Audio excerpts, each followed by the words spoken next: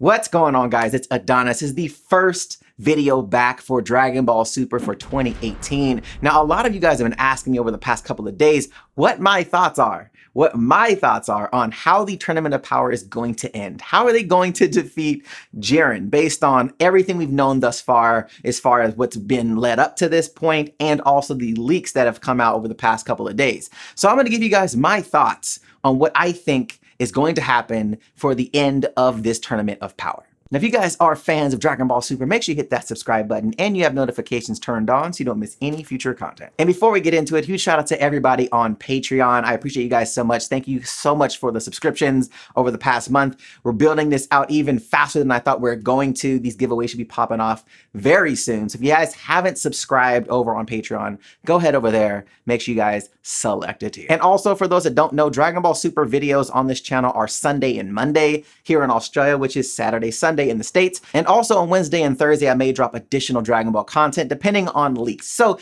let's get into this video. Now, all of 2017 has been the series or the arc of the Tournament of Power. And if you guys haven't checked out my video on the best episodes of Dragon Ball Super in 2017, I'll leave a link here so you guys check that out. I posted it about a week ago. So if you guys haven't checked that video out, go ahead and check that out. In that video, it talks about the entire year was all the Tournament of Power. And we've had a ton of information build up around certain story elements that could lead to how this story actually ends for Universe 7. And some of these elements actually go back to the Resurrection F arc as well. Now, obviously the big thing that people are focusing on at the moment is Ultra Instinct Goku being able to take out Jiren in the Tournament of Power. And a lot of that has to do with Goku achieving Ultra Instinct, fighting Jiren already, then re-achieving Ultra Instinct fighting Kefla, and then also seeing the promo material earlier this year before the special about Goku's back being tense. The photo that we saw had a red and blue aura, not just the blue aura. So there's a lot of speculation on Goku getting the attack and defensive side of Ultra Instinct. Now, while this is a massive possibility based on stuff that we've actually seen in the series thus far, what I want to focus on in this is how do I think it should end? Not based on the actual promotional material or the leaks that have come out, but more so on what I feel would be the best way to end the tournament given the story that has been told thus far. Now, we've known from Dragon Ball Z that Goku likes to fight by himself. My dude doesn't like sharing no spotlight. He wants to take you on one-on-one, show you what's good. And that makes sense for his character. However, there's been plenty of times where he's needed help, whether it be in the sagas, whether it be in the movies. He's needed help where he's been able to take energy from other people. Or in the Buu saga where he actually has to fuse with Vegeta to combat with Majin Buu. And in Dragon Ball Super, these things even ring more true, especially when you start into the training stuff with Vegeta and Goku. You also hear it again when Goku's fighting Golden Frieza and Beerus is saying, you know, the Saiyans would win if they would work together. But, you know, they're just too stupid for that. Like, they're too arrogant. We then see them fuse against Merge Zamasu, even though it's for a short amount of time. And even though it was really awesome, the time limit killed the fusion because of so much power that they were putting out. And all of this leads into the Tournament of Power, where Gohan is talking about working together. He's the captain. Gohan is El Capitan. I know you guys are thinking, well, we saw the Oniraza episode. They're working together. Goku and Vegeta knocked off the trio the Dangers earlier in the series.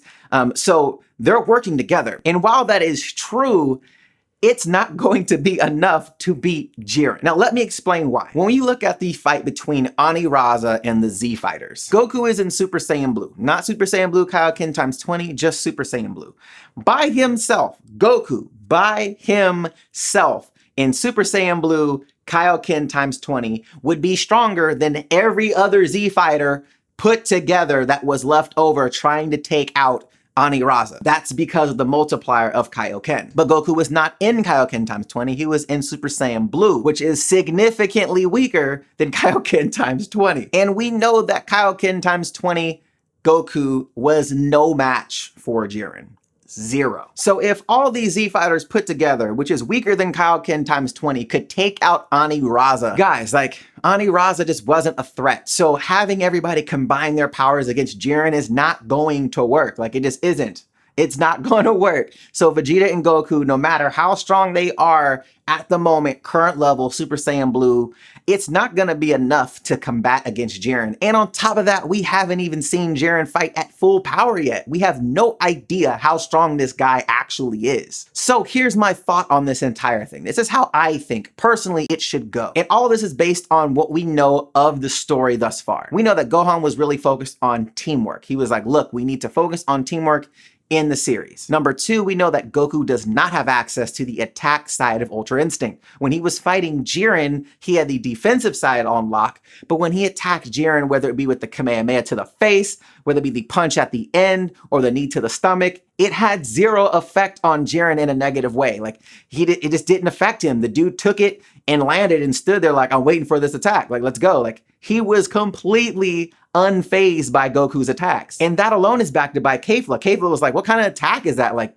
your attacks are, they're puny, like they're weak. So that's something that we know that Goku does not have right now, is the attack potency. Now, this is where obviously a lot of people's theories are around Vegeta having the ability to get the attack side of Ultra Instinct. Now, this is something that I feel would be beneficial, one, to the story, but two, to the whole idea of it being a team effort. It doesn't necessarily have to be the entire team, but for Goku and Vegeta to work together to fight an opponent that is by far stronger than them, one, helps the narrative for Goku and Vegeta's story as far as them being rivals, but also needing to work together, but two, not being stronger than a character like Jiren. When you have a character that's stronger than the God of Destruction of your universe, or potentially stronger than the God of Destruction of Universe 7, there leaves very little room for Goku to then now have a threat in Universe 7. Like, he has to leave that universe now to have a threat, because he wants to fight Beerus one-on-one. But if he can fight Jiren and beat Jiren one-on-one, Beerus, he's no threat to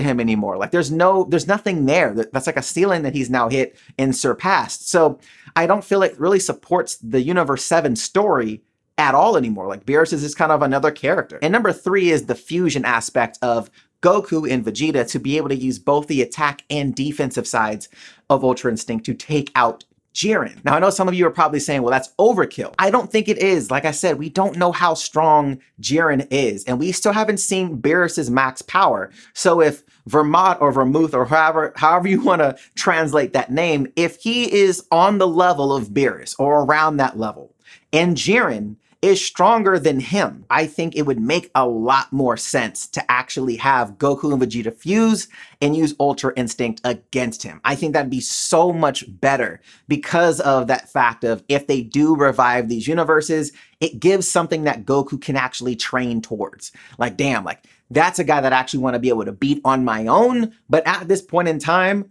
I can't do it on my own. I don't have the ability to do that. And same thing for Vegeta. They're no longer now looking at each other to beat. They now have a focus of somebody that is immortal, that is stronger than a God of Destruction. They know it's possible now. So it's one of those things that it's a North Star kind of focus of the story. So it's not just Goku beating Jiren or Vegeta beating Jiren and saying, I'm now the strongest, but more so of like, damn, we had to work together and we still could barely beat him to save our universe, but since we, saved all these universes and brought them all back with the Super Dragon Balls, now we can maybe train with him or go and fight alongside him, or, you know what I'm saying? Like, you have something that you can work towards versus just saying, okay, yeah, we beat this guy. We don't know what kind of attacks he had. We couldn't learn anything from him besides fighting him. And I think it makes more sense too, because Jiren's not a villain. Nobody from Universe 11 are villains. They're all superheroes. So it's one of those things you want to make sure that there's an understanding at the end, right? That one, Goku and Vegeta beat them. They then wish them back. Toppo's like, wow, you wished us back. That then resets their relationship with Universe 7, thinking that these guys are evil, because they're not. Goku's not. He's just a naive adult man-child. And then it also gives that potential for the future for them to travel Universe 11 and actually train with them or do stuff with them in that universe. Because we still know nothing about Jiren's backstory or the Pride Troopers at that. We know nothing of that versus what we've seen in the Tournament of Power. And I'm pretty sure you guys would agree, you would probably want to see what that would look like. What does Universe 11 actually look like? What are the foes in that universe? Why do the Pride Troopers need to be that powerful? What kind of enemies are in Universe 11? And to me, that's exciting. I feel like there's more there versus just them beating them one-on-one and then saying, yay, we beat them, I'm now at this level. It's just too big of a jump to go from, nowhere near Beerus to then surpassing him. It's too big of a jump. Yes, you have defensive ability now with Ultra Instinct. Vegeta has the attack, and they have to work together. Like, I feel like that makes way more sense for the story. Now, I know a lot of you are probably thinking, well, what about Frieza? Now, this is what I think can happen with Frieza, and probably what I think should happen with Frieza. I think once the tournament is done, they wish everybody back. Frieza goes back to Earth. They use the Earth Dragon Balls to wish Frieza back to life, because that's what they said, hey, we're not going to give you the Super Dragon Balls. We'll wish our ass back to life. I think that'll be the compromise that they're going to give him. And then I think Frieza should leave to another universe. That way he can be off screen, develop his own self there, become like the God character or the emperor in that universe, for them to need to call Goku and them or Universe 11 to say, hey, like, you guys need to come help us. Now, for those that haven't seen the video, I did a video on Frieza achieving Ultra Instinct. I'll leave it here.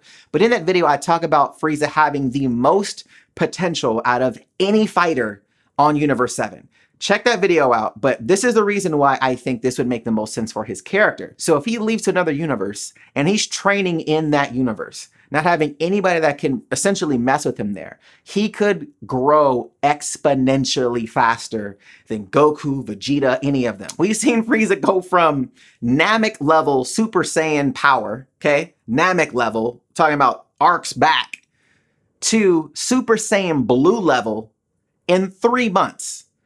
Guys, like, that just hasn't happened. And for those that are saying, well, Gohan went from, this to that, like, no, guys, understand, guys. Gohan's had that power. He just forgot how to access that power. And Piccolo was training him to get him back to that level. So that's the first thing. So don't think that him and Frieza are on 2 different levels. He was already way stronger than Frieza at the end of the Buu saga versus Frieza at the end of the Namek saga, like miles apart. They're not even close. So Frieza from Namek level to Super Saiyan Blue level in 3 to 6 months, guys, no other character has done that. Not even close, like not even remotely close. So him being another universe, running rampant, getting extremely strong, potentially becoming the God of Destruction of that universe, could be a ridiculous arc in the future, for where you have Universe 11 with Jiren and Toppo and Vegeta and Goku going to that universe, having to fight with Frieza and whatever army he creates. I think that'd be so amazing. I think it'd be a crazy way to, one, get Frieza out of the picture and bring him back arcs later to where he's a ridiculous threat. Now, I want to know your guys' thoughts on this. Do you think that my story of how it should end is a cool way for the story to end and go into the next arc? And do you think that the whole Frieza saga in the future could potentially be interesting? Let me know in the comment section down below. And also, make sure you guys are subscribed to the channel, have that notification bell turned on so you don't miss any future content. Remember, Sunday and Mondays, or Saturday, Sunday in the States, is Dragon Ball Super Days.